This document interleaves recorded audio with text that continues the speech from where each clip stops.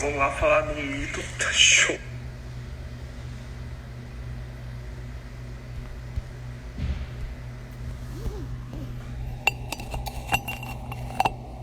Alô, fala pessoal, a gente está muito atrasado para a live de hoje. Eu tive que fazer entrar para o centro cirúrgico de emergência.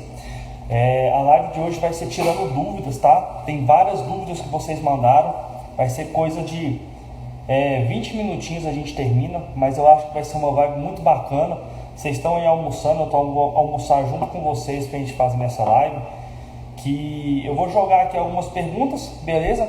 Que foram perguntas que vocês fizeram. E aí a gente vai começar a tirar essas dúvidas. Eu deixei nas caixinhas de pergunta, né? Durante a semana, e vieram muitas dúvidas muito legais. Amanhã a gente já vai começar a fazer para a semana que vem. Toda sexta-feira a gente vai ter uma live dessa, tá bom? Mais ou menos 20 minutinhos, 30 minutinhos, a gente tira um monte de dúvida. E vamos começar pela dúvida número 1, que é essa aqui. Pessoal, paciente sondado tem que usar... Aí eu não entendi nessa situação, que é o seguinte: eu não entendi se deve usar antibiótico no paciente sondado ou se deve usar amitriptilina. Mas vamos lá, o corretor deve ter bagunçado aí a vida da pessoa, né? Vamos primeiro, paciente sondado tem que usar amitriptilina. Pessoal, eu penso em uma paciente que está internado, que sofreu obstrução uretral e que está sondado. Bom, a gente sabe que a gente tem que, nesses pacientes que estão sondados, a gente tem que usar antiespasmódico, né, pessoal, que são os relaxantes uretrais. E o grande problema da amitriptilina é o seguinte: lançou-se um estudo há um tempo atrás falando que a amitriptilina era um ótimo relaxante uretral. E depois esse estudo não conseguiu ser reproduzido. Então, a gente não sabe realmente qual que é a função da amitriptilina, avaliando ela como relaxante uretral. Acredita-se que não tem efeito. Então, muita gente, depois que o paciente sofre obstrução uretral, é comum essa pessoa o veterinário passar a amitriptilina para casa. Bom, não estou falando que não funciona, mas a gente ainda não tem evidências científicas que provem que a amitriptilina ela é efetiva como relaxante uretral, tá bom?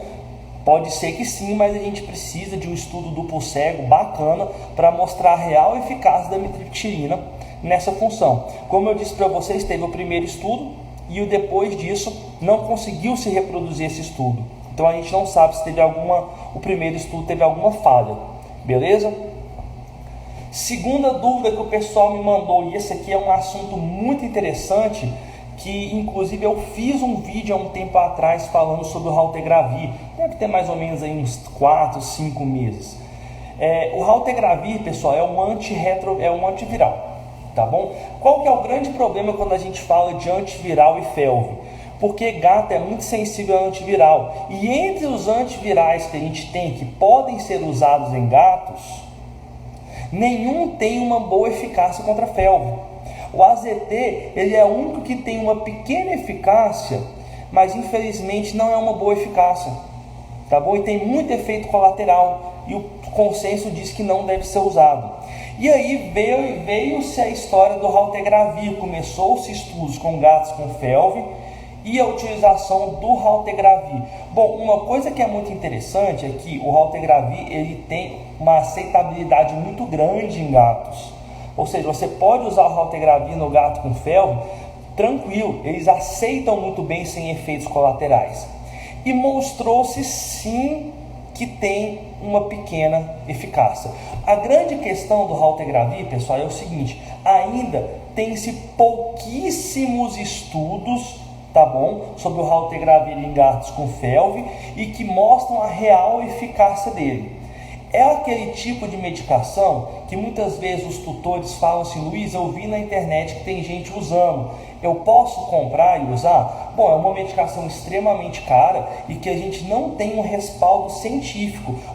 A gente tem 2 estudos grandes com o uso do raltegravir em gatos com felve, tá? E ambos eles, na conclusão, eles falam que precisa-se de mais estudos para mostrar a real eficácia do raltegravir no combate contra a felve, ou se essa medicação precisa ser associada a outros antivirais para ter um efeito positivo com a felve. E aí eles eles dizem nome de outros antivirais, inclusive o AZT, eles falam sobre o interferon ômega, tá bom?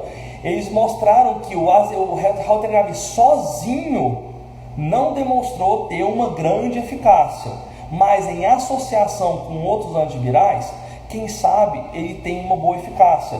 Só que precisa-se de mais estudos. E a partir daí, o que aconteceu? Muitas pessoas começaram a indicar o Haltergavi como um salvador da pátria, o que não está certo, entendeu? A gente não tem um respaldo científico ainda para realmente indicar o Haltergavi como uma forma de tratamento eficaz. E a gente fica muito preocupado porque é uma medicação que não tem no Brasil, sim, tem que importar, é extremamente cara para a pessoa importar, certo? E às vezes a pessoa está dando essa medicação com aquela ideia de que, vai curar, daqui para frente não vai evoluir a doença. E não é bem assim. Mas se você explicar tudo isso para o tutor, e o tutor fala, Luiz, se mal não vai fazer, já falaram para mim, se já mostrou que ele tem boa aceitabilidade, mal não vai fazer, eu quero arriscar, é melhor do que nada, beleza? Aí a pessoa vai, acha a medicação, mas você não pode prescrever, certo? Aí sabe aquela coisa que é por conta e risco? Mas é importante você explicar, porque se você mexe muito com felve, uma hora ou outra, algum cliente vai vir falar para você sobre o Haltergavi. Eu mesmo fiz um vídeo há um tempo atrás falando sobre isso. O vídeo está lá, deve ter muitos meses, vai ser difícil achar já, tá? Mas a gente falou exatamente sobre isso. Toma cuidado, você não pode prescrever o Haltergavi, tá bom? A gente não tem indicação ainda para prescrever para felve, tá? Mas é aquela coisa, é melhor do que nada. Próximos estudos vão vir associando com algumas outras drogas. Talvez a gente ache uma solução para isso, né? Você vê o próprio HIV, a AIDS humana, é um coquetel, são vários antivirais juntos, né? Que aquela pessoa que tem HIV toma. Mas ele sozinho, entre os antivirais que se usam no coquetel de AIDS, tem o Haltergavi, tá, pessoal? Mas ele sozinho não tem uma boa eficácia contra a felve. Então, olha, essa outra pergunta, pessoal, essa outra pergunta é show de bola, sobre o Panvir para rinotraqueite, né? Pessoal, o Panvir é um antiviral sensacional que a gente utiliza para felve, pessoal. Não é legal, tá bom? Para felve não adianta, mas é muito bom se utilizar para rinotraqueite, tá? E perguntaram para mim qual que é a dose do Panvir. Pessoal, a dose que a gente utiliza nessa medicação é de 30 a 40 miligramas por quilo, se você não quiser que saia na lágrima. Qual que é a grande jogada do Panvir que a gente pode usar? Primeiro, é um antiviral que a gente pode prescrever, tá, pessoal? A gente tem muito desse problema porque tem muitos antivirais que o veterinário não pode prescrever, e o Panvir é uma das medicações que a gente pode prescrever com segurança, tá bom? A gente tem autorização legal para prescrever essa medicação. É muito bom para rinotraqueite, principalmente porque se você usar uma dose de 90 miligramas por quilo, essa medicação sai na lágrima. E é muito importante isso, porque, quem nunca pegou um gato com rinotraqueite e que está com o olho todo lascado? É uma judiação. Então a gente passando essa medicação é uma dose realmente muito alta, tá? O tutor chega a assustar, você precisa explicar para ele, olha, essa dose é alta, é tolerada, e a gente aumenta porque não tem efeito colateral e sai na lágrima. E para esses pacientes que estão com afecção e com uma repercussão ocular, é muito bom para esse paciente. Então, qual que é a dose do Panvir para gatos com rinotraqueite? 30 a 40 miligramas por quilo, se não tiver afecção ocular. Se tiver afecção ocular, 90 miligramas por quilo, porque aí a medicação sai na lágrima. Beleza? Essa aqui é uma pergunta que daria para a gente fazer uma live inteira só disso. Mas é Panvir, pessoal, desculpa, daqui o Alexandre acabou de me corrigir aqui, não é Penvir, não é Panvir, tá bom? Deixa eu ver se estava Penvir aqui. Só vamos correr. Cara, agora eu tô na dúvida. Eu acho que é Panvir. Alguém olha aí na internet pra gente se é Panvir ou Panvir. Então, quais que são de fato as medidas cat friendly? Pessoal, são muitas, né? Se a gente pegar o termo cat friendly em si, são um conjunto de fatores que tem como objetivo diminuir o estresse do gato no momento do atendimento, desde o momento que ele sai de casa até o momento que ele volta para casa, tá? E isso envolve, envolve assim milhares de coisas. O transporte, quando você está ensinando um tutor a transportar o gato da casa dele até a clínica da maneira correta, você já começou o seu atendimento cat friendly.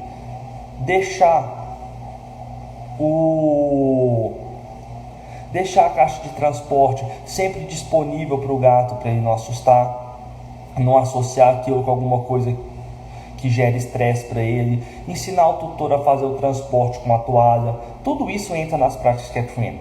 Agora, quando a gente está na clínica, que são coisas que a gente pode controlar, o que é de fato você ter uma clínica amiga do gato?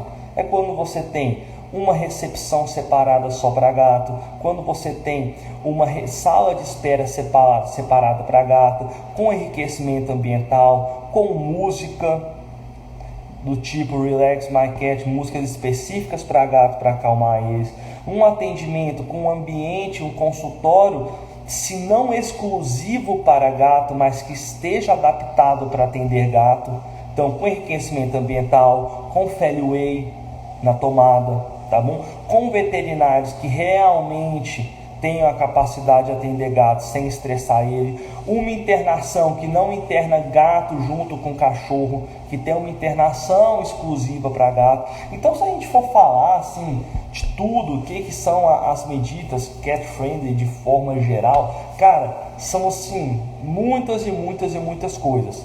Tá? Inclusive ontem eu dei uma live sobre isso, falando sobre isso, tá? No pessoal da Unip de São Paulo, a gente falou bastante sobre isso, mas a principal coisa que eu quero colocar na cabeça de vocês é o seguinte: antes de você adotar qualquer medida cat friendly, é importante que você entenda o porquê que essas medidas são necessárias. Como assim? Eu falei bastante na aula de ontem isso. Não adianta você falar para uma pessoa: olha, você tem que ter uma recepção separada, um consultório, que daquele consultório, se possível, só atenda gato, se não atender só gato, ele tem que ter só um enriquecimento ambiental, não pode internar cão com gato junto. Se a pessoa não entende todas as particularidades da espécie, ela vai achar que aquilo é tudo balela, sabe? É coisinha de médico de felinos, e não é. Então a primeira coisa que eu acho, antes de a gente procurar quais são as medidas cat friendly, é entender todo o gato como um todo e entender por que o cachorro ele sai de casa passeando super feliz, chega na clínica super feliz porque ele está passeando, e o fato do gato sair da casa dele já é um puto estresse. A gente tem que entender isso, tá bom? Eu acho que é interessante. Eu vou fazer o seguinte: até na live da semana que vem a gente vai falar um pouco mais sobre atendimento cat friendly. Eu acho que é importante. Gatos com efusão pleural. Quais são as possíveis causas? Cara, aqui é bacana. Vamos lá, quem está anotando, vamos anotar umas causas de efusão pleural em gato: hipoproteinemia, hipoalbuminemia. Mas, pessoal, gato gerar efusão por causa de hipoalbuminemia tem que estar assim, com a albumina muito baixa, que diminui a pressão oncótica. Aí vem aumento, aí você pode ter gato que está perdendo proteína por causa de doença renal crônica, por causa de doenças gastrointestinais, tá bom? São alguns exemplos. O animal que está com insuficiência hepática, não produz albumina, são alguns exemplos, tá? Agora, aumento da pressão hidrostática. A gente tem, por exemplo, cardiopatias, cardiopatia restritiva, cardiopatia hipertrófica. É comum esses pacientes desenvolverem efusão pleural, tá bom? Não muito comum, porque gato não é muito comum ter cardiopatia, mas a gente pega, tá? Não, ser pouco comum não quer dizer que não aconteça. Aí a gente vem para as principais causas, pessoal. As neoplasias e doenças infecciosas de forma geral. Peritonite infecciosa ferina em gatos jovens é uma das principais causas de efusão pleural, tá bom? Isso aí, pessoal, acontece com PIF, na minha opinião, PIF e efusões causadas por causa de secundárias a neoplasias, principalmente por conta de felve, linfomas de mediastino, são as principais causas, beleza? A gente tem que sempre procurar isso. E uma coisa que vocês nunca podem deixar de olhar, pessoal, é fazer a análise da efusão pleural. A análise de efusão te conta muita coisa mesmo. Então a gente não pode deixar de fazer a análise de efusão, tá bom? Então vamos lá: hipoalbuminemia, cardiopatias, pancreatites podem causar efusões pleurais. Veterinarite, que é quando um veterinário faz fluido demais num paciente, extravasa para o tórax, da efusão. PIF, linfoma de mediastino secundário à felve. Então a gente tem várias causas. Então a grande questão não é só se tem efusão, e sim por que tem efusão, né? Isso aí é um questionamento muito importante. Eu sempre falo disso. Não é se tem anemia, não é só se tem anemia, mas por que tem anemia? Não é só está obstruído, mas por que está obstruído? Não é só tem efusão, mas por que ele tem efusão? Uma coisa que a gente tem que prestar atenção é que efusão pleural não é uma doença, é um sinal clínico. Alguma coisa aquele paciente tem, aquele felino tem, que fez ele desenvolver uma efusão pleural. Eu dei várias causas para vocês aqui. Então a gente tem que prestar bastante atenção nisso, tá? Por que aquele paciente está com efusão? Porque se você só pega o paciente, drena a efusão, não procurar causa de base, não trata aquele paciente, velho, é óbvio que daqui a um tempo vai formar efusão de novo, tá bom? Aí você vai ter que drenar de novo, vai virando uma bola de neve. Então procurem sempre a causa da efusão pleural. Deixa eu tentar ver essa pergunta aqui.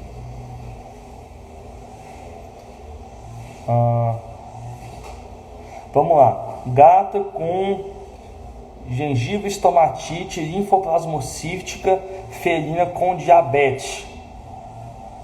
Extração. Nossa, pessoal, essa aqui é uma pergunta cruel, viu? Olha que interessante. Uma gata que tem complexo estomatite gengivite, tá? Só que ela também tem diabetes. Então ela fez diabetes secundária ao uso de corticoide, olfato, e tem que tirar, tá bom? Não, a gente não pode usar o corticoide. Fez extração total, mas continua inflamando. O que faz? Aqui é uma situação muito complicada, que é algumas situações que a gente passa na nossa vida, e é uma situação bem difícil de se decidir, tá? Porque a gente sabe que a gente tem uma parte dos pacientes que são com complexo estomatite gengivite, que são totalmente refratários a tratamento. Como assim, velho? Você vai, faz o tratamento, você remove todos os dentes, aquele paciente continua inflamando. Infelizmente isso acontece, e é uma situação muito chata para a gente veterinário, né? Porque você indica uma cirurgia e a pessoa faz uma cirurgia gigantesca, chata, com pós-operatório delicado, tem que usar sonda, e aquele paciente continua inflamando. Bom, se o paciente continua inflamando, a gente tem que continuar utilizando drogas anti-inflamatórias. Só que se seu paciente está com diabetes secundária a corticoide, você não pode usar. A minha recomendação para você é usar ciclosporina, tá bom? E enquanto você trata diabetes desse paciente, porque com certeza ele desenvolveu uma resistência insulínica muito grande, pelo longo período de utilização desse corticosteroide, tá? Mas não é uma situação fácil. É a mesma coisa você ter um paciente que é renal, com uma doença autoimune, tá bom? Às vezes você tem um paciente que está com uma doença A e tem uma doença A e uma B, e o tratamento da A atrapalha o tratamento da B. Isso acontece de vez em quando, tá? E a gente tem que explicar, principalmente, eu acho que a primeira coisa que eu tenho que falar para você é explicar para o tutor, tá bom? Mas realmente não é uma situação fácil. São situações que, por exemplo, eu tive uma situação de um paciente que era FIV positivo, fez extração dentária total e mesmo assim continuava inflamando. E a gente sabe que é contraindicado nesses pacientes que são FIV ou FeLV, que tem complexo estomatite gengivite, o uso do corticoide, tá, pessoal? A indicação já é fazer a extração total, não é indicado tratamento clínico por causa da retrovirose. E esse paciente mesmo assim inflamava. Aí a gente utilizava, o que acontecia? Caía a imunidade, vinha sarna, vinha malacésia de ouvido, vinha um monte de coisa. Aí a gente parava um pouquinho, inflamava. Só que a gente vai fazer o quê? É tudo bem que é contraindicado usar corticóide nesse paciente porque ele é FIV, mas eu vou deixar a boca dele inflamada? Vou deixar ele sentindo dor? Então a gente tem que tomar cuidado, tá bom? Mas são situações chatas, cara. São situações que a gente pega às vezes que a gente fica bem para onde fugir, né? Você usa a sorologia para diagnosticar PIF, pessoal? Sorologia, dosagem de anticorpos, não deve ser utilizado para diagnosticar PIF. Ah, Luiz, mas o laboratório X vende o kit e fala que diagnostica, blá blá blá. Pessoal, não vou falar que é mentira porque eu não sou ninguém para falar que ninguém está mentindo. Mas o consenso diz para você não usar sorologia, porque uma vez que um paciente teve contato com coronavírus entérico, esse paciente pode dar sorologia alta a qualquer momento, principalmente se ele for eliminador intermitente. Então, se você pega um paciente, você faz a sorologia dá alta, você não sabe o que a sorologia está alta, porque ele está com PIF ou simplesmente porque ele teve contato com coronavírus entérico. Outra coisa, tem pacientes que são PIF positivo, que a sorologia não dá alta, ele não reage.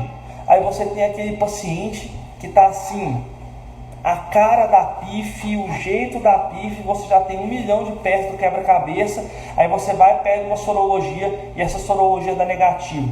Aí como que você vai explicar para o tutor, olha, a sorologia deu negativo, mas mesmo assim todos esses outros exames já confirmavam que ele tinha PIF. Aí vai virar para você e vai falar, mas por que você pediu a sorologia? Então a sorologia, pessoal, é contraindicado, tá? O consenso diz para você não usar a sorologia como diagnóstico, no diagnóstico da PIF, de forma geral, principalmente pacientes que estão em quadros terminais, quadros já avançados da doença, dá negativo. Essa sorologia vai dar sim negativo.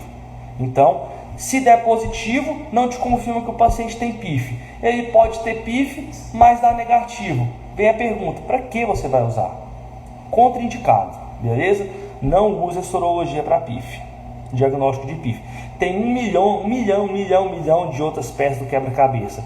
Vamos lá, sedação de contenção. O que podemos usar? Vamos lá, pacientes que são muito ferais, eu preciso fazer uma sedação para contenção química nesse paciente para poder consultar ele. E por coincidência foi um dia que um vídeo que eu fiz ontem. Pessoal, rapidamente, lógico, cada um, pessoal, tem a sua técnica, tá bom? Existem milhares e milhares de protocolos para sedar um paciente. Eu vou falar para vocês o que eu mais gosto. Vamos lá. O que eu mais gosto quando eu pego um paciente que assim, velho, eu não consigo manipular esse cara de jeito nenhum. Eu pego a caixa de transporte dele, coloco aqueles sacos pretos de lixo, fecho, coloco a mangueirinha do isoflurano e ligo o iso, tá bom? E aí enche ali com isoflurano, aquele paciente vai adormecer, eu pego ele. Essa é uma opção. Segunda opção, isso é para aquele paciente que assim, velho, impossível você tocar nele, o que, cara, não conseguir tocar nele é muito difícil. Agora, uma coisa que eu utilizo muito, dexmetomidina, tá? Porque você faz a medicação, o paciente cai, você coleta o sangue, avalia ele, coloca ele num acesso venoso, bate o revertor, ele acorda, tá bom? Só que aí, qual que é o grande problema? Tem pacientes que para mim eu consigo pegar, manipular e fazer a dexmetomidina, talvez algumas pessoas que não têm a mesma habilidade que eu, outras pessoas que atendem só gato, porque pessoal, é óbvio, isso é óbvio. Quem atende gato todo dia, 2, 3 gatos todo dia, vai ter mais habilidade, vai ter mais capacidade de manipular uma pessoa que atende um gato por semana. Isso é óbvio. Então, às vezes, um gato que para mim eu consigo manipular sem sedação, às vezes alguém tem que sedar. Às vezes eu consigo pegar o gato para fazer dexmetomidina, às vezes o cara não consegue, tem que colocar no isoflurano. Então, isso varia bastante. Mas eu, pessoal, gosto bastante do isoflurano, tá bom? É legal, você coloca a caixa, o saco de lixo, vai lá, coloca o isoflurano, o gatinho fica meio tonto, você vai, pega ele e faz o que você precisa.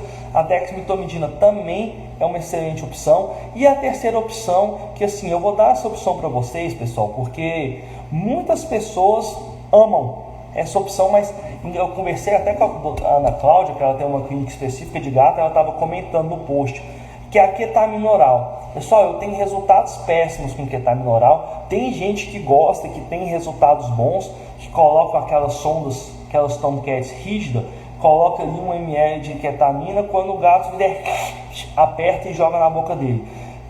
Eu não tenho resultado bom, meus pacientes não tendem a sedar, eles salivam muito, eles excitam naquele primeiro momento, então eu não tenho um bom resultado. Muitas pessoas gostam, como eu falei para vocês, que tem resultados bons, mas eu, Luiz, não tenho resultados legais com a ketamina oral. Fechou? Mas isso, pessoal, tem milhares de protocolo. Tem gente que gosta de usar ketamina e midazolam. Pô, eu não gosto, eu acho que é muito para sedar um paciente, fazer intramuscular. Eu acho que não precisa, tá? Agora, beleza, olha só que a Thaís perguntou, a gabapentina. Pessoal, a gabapentina, ela é muito boa, mas ela não é método sedativo. Se você tem um paciente que você já sabe que aquele paciente é agressivo, você sabe que toda vez que aquele paciente vai para a clínica é difícil, você já passa para o tutor manipular, e o tutor tem... Eu tenho aqui na clínica também, quando eu pego um paciente que a gente fala, ó, não deu para mexer, toma essa cápsula de gabapentina, dá amanhã para ele, amanhã ele volta, tá bom? Aí já acontece isso de vez em quando. E aí, a gente usa a gabapentina, é muito legal, só que para o paciente que é assim, extremamente feral, a gabapentina não vai resolver, tá?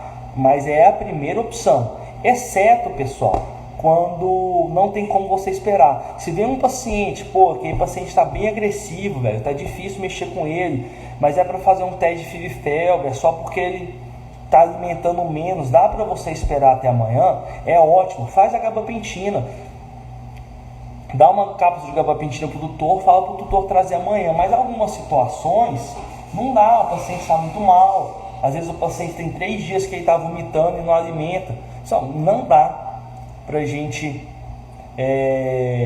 esperar até amanhã. Então, qual que é a dose de gabapentina? 50 mg por gato, gato até 5 quilos, acima de 5 quilos é 100 mg por gato, tá bom? Eu tenho as cápsulas de 50 mg aqui, porque é difícil a gente usar, quando é um gato muito grande, eu peço para o tutor manipular.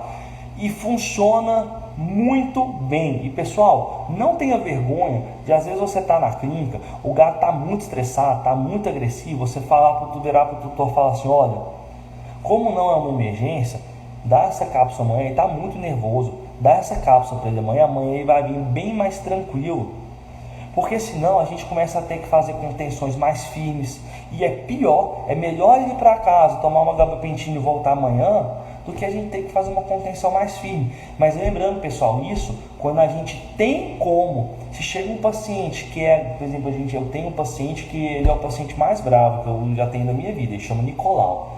O Nicolau, ele tinha problema de obstrução uretral, ele chega obstruído pra gente, obstruídozaço, morrendo de dor e muito agressivo. Não tem como a gente ter esse tipo de conduta. Aí o que a gente fazia? Cara, o Nicolau não tinha jeito. Caixa, colocou o ISO na caixa e deixa ele dormir e voltar amanhã. E dormir para desobstruir ele. Não tinha condição, porque ele está obstruído, né? Qual antibiótico você gosta para complexo respiratório? Pessoal, a gente tem duas situações para gatos com complexo respiratório. Tem 3 antibióticos que funcionam muito bem. Primeiro, a amoxicilina com clavulanato, a doxiciclina e o pradofloxacino, que é a quinolona. O pradofloxacino, eu já falo para vocês o seguinte, ele pega tudo, só tem uma bactéria que ele não pega. Só que ele é um antibiótico muito novo, ele é uma carta na manga. Não vai passando o pradofloxacino de cara, pelo amor de Deus, não faça isso, tá bom? Então a gente fica como outras opções, a doxi e a amox. A diferença é que a amox não pega a clamidiose, tá? A doxi pega, só que a doxi não pega todas as infecções secundárias que você pode ter no complexo respiratório felino, tá bom? Principalmente aquelas pseudomonas, aquelas coisas assim. Então a gente fica entre esses dois antibióticos como método de escolha. Então se você pega aquele paciente que tem características de clamidiose, é mais interessante. Lembra, pessoal, a clamidiose causa conjuntivite. A clamidiose dificilmente cursa com febre. Os sinais respiratórios são leves. Então, é bacana a gente tentar com a doxiciclina. Agora, se você pega aquele paciente que está com sinais muito graves, principalmente que tá na cara, velho, esse paciente teve, por exemplo, um complexo respiratório, mas está com muita secreção. Esse paciente tem uma infecção secundária, esse paciente tem febre, ele tem um leucograma característico de quadro infeccioso. Então é bacana você começar aí com o amoxicilina com clavulanato, beleza? Uma coisa que você pode fazer, pessoal, se você fizer um swab de conjuntiva, passar na lâmina e mandar para o laboratório para curar e avaliar, você fala, procura de micoplasma, de clamidiose e micoplasma, tá? Ele tem as características, se eu não me engano, a clamidiose fica ali, é uma bolinha em volta das células epiteliais, e a micoplasma tem a sua característica, eu não li, mas o laboratório sabe procurar, tá? Você coloca pesquisa de micoplasma ou clamidiose em gato, e aí vem, às vezes, se achar, velho, entra com doxiciclina. Se não achar, entra com amoxicilina com clavulanato. Mas liga pro seu laboratório para ver certinho se eles sabem fazer isso, tá bom? É bacana isso aqui. Você usa algum antibiótico em inalação nesses casos para complexo respiratório? Mel, o antibiótico que eu gosto de usar em inalação é gentamicina, mas nesses casos dificilmente eu uso. Tá bom? Normalmente quando é aquelas pneumonias mais ferradas eu gosto de usar. E olha só, eu até a primeira pergunta foi sobre isso, que é: você indica o uso da amitriptilina em casos urinários e para gatos ansiosos? Vamos lá. A amitriptilina, pessoal, tem duas funções: ansiolítica e, em teoria, como de relaxante uretral. Como relaxante uretral, eu falei isso na primeira pergunta, pessoal, ela não tem comprovação científica de que ela realmente funciona como relaxante uretral, tá bom? Teve um primeiro estudo que falou que era bacana, depois não se reproduziu esse estudo, então a gente não tem uma real certeza, ainda é uma incógnita. Para começar, pessoal, é uma incógnita se os relaxantes uretrais que a gente tem realmente têm uma efetividade, tá bom? A gente não tem nenhum estudo duplo cego ainda que pegou vários gatos distribuídos randomicamente. Esse grupo aqui usou relaxante uretral, esse grupo aqui não usou relaxante uretral, e o grupo que usou relaxante uretral aqui teve um menor índice de recidiva. E até porque é difícil a gente ter esse tipo de estudo, porque tem tanta coisa que influencia para um paciente obstruído, tanta coisa, porque você tem que ter certeza que todos os animais do grupo que usou o relaxante uretral e que não usou, estavam sobre a mesma condição, aumentaram a ingestão de água, passaram pelo mesmo processo de desobstrução, que os tutores fizeram todo o enriquecimento ambiental, entendeu? Então, para que por exemplo, beleza, esse grupo aqui que usou a prazosina, por exemplo, não teve uma melhora, mas você vai ver o cara não enriqueceu o ambiente, não aumentou a ingestão de água, não deu sachê todo dia, quem precisava usar ração terapêutica, nem todos usaram. Então tem tanto fator que influencia que é difícil a gente ter esse estudo, por isso que aí não teve até hoje, porque senão seria muito fácil a gente fazer isso, são muitos fatores que influenciam, e a gente não tem a real prova que os relaxantes uretrais funcionam. Porque o que a gente principal usa, que é a prazosina, age na musculatura lisa, que é onde menos ocorre obstrução. É lá perto da bexiga a musculatura lisa da uretra. A musculatura do pênis, onde que mais ocorre obstrução uretral, pode dar aqui. Isso. Tá, beleza. É musculatura esquelética. E a prazosina não funciona. Então a gente ainda não sabe, assim, é uma incógnita se o relaxante uretral funciona ou não funciona para o gato obstruído, tá bom? A gente não sabe muito bem disso. Agora, a amitriptilina, então, é duas incógnitas, porque não se sabe se ela realmente tem essa função. Agora, pacientes que têm síndrome de Pandora, pacientes que têm cistite idiopática, e que você não consegue fazer um enriquecimento ambiental, ou que você fez um enriquecimento ambiental e não, mesmo assim não teve uma resposta bacana, a gente tem que usar a amitriptilina, tá bom? É um ansiolítico bacana de se usar. Lembrando, pessoal, só tem que tomar cuidado para não ficar usando amitriptilina demais. Tem gente que o gato urinou sangue, nem enriqueceu o ambiente daquele paciente, nem procurou por que ele está causando aquele estresse, já passa amitriptilina de cara. E não é assim, a gente tem que tratar o ambiente. É a mesma coisa você pegar uma pessoa que está com depressão, dar um antidepressivo para ela, mas não descobrir a causa que está levando aquela pessoa para a depressão e ajudar ela, entendeu? Fazer uma terapia ou dar só um antidepressivo. Não funciona, porque uma hora você vai tirar. E o problema ainda está lá. Seja um gato novo, uma mudança, um dono que viajou, tudo isso aí tem que descobrir. Até porque a amitriptilina demora mais ou menos uns 10 a 15 dias para começar a fazer efeito no gato. Não é aquele tipo de coisa que eu dei hoje e amanhã ele já está melhorando. Beleza? Bom, pessoal, essa foi a live de hoje. Eu respondi todas as perguntas assim, que o pessoal... E assim, eu respondi, pessoal, dúvidas de veterinários. Teve muito tutor que acabou que mandou mensagem. Ah, meu gato assim, assim, assim, assado. O que eu faço?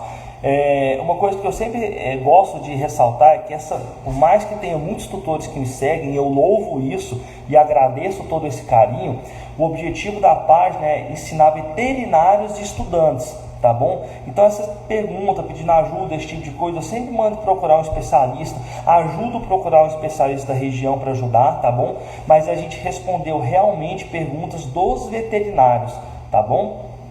E a partir de amanhã eu já vou colocar a caixinha de novo para a nossa sexta-feira que vem fazer um novo almoço tirando dúvida. Se vocês gostaram, me manda um direct lá, me fala se foi legal esse tipo de live. Se não gostou, também foi chato, me manda, é legal para eu melhorar, tá bom? Faz esse feedback para me ajudar. Beleza, pessoal? Obrigado. Boa sexta-feira, bom final de semana para vocês. Aproveita o final de semana, tá bom? Renovar as energias e beijo para vocês.